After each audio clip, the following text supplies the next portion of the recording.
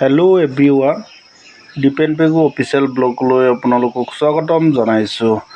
মই আজি আহি দোকানৰ সন্মুখতে বহি আছোঁ। আপোনালোকে দেখি পাইছে নিশ্চয়। মই আজি ৰেজিন কিনিবলৈ আহিলোঁ। তাৰপিছত অকণ বহি আছোঁ, মানুহজন আহি পোৱা নাই কাৰণে। আপোনালোকে নিশ্চয় দেখিছে।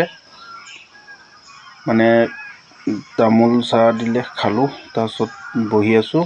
এয়া আমি যাবলৈ ওলালোঁ।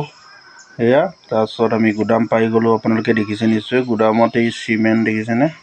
এয়া ৰড, চিমেণ্ট আৰু টিংপাত। তাৰপিছত ইফালে মই আপোনালোকক অকণমান দেখুৱাই দিছোঁ। এয়া টিংপাত, ময়ো গৈ আছোঁ লগতে।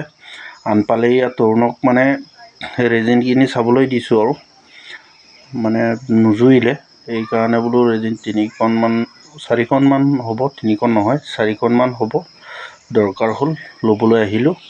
আমি যিহেতু ঘৰ চৰ বনাই আছোঁ, তাত লগাবৰ কাৰণে ইয়াত চাইছোঁ। সেইফালে দেখুৱাই দিলোঁ তৰুণক, এইফালে চাই আছে টিংপাতটো ভালনে বেয়া।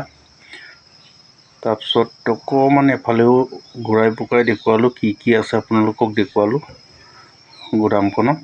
সেইফালে আপোনালোকে ভালকৈ মন কৰি চাব পাৰে। আৰু লাষ্টত বাহিৰলৈ ওলাই এয়া বান্ধি ল'লোঁ 4 পিচ 10 ফুটি ৰেজিন। এয়া তৰুণে বান্ধি আছে, আপোনালোকক দেখুৱালোঁ।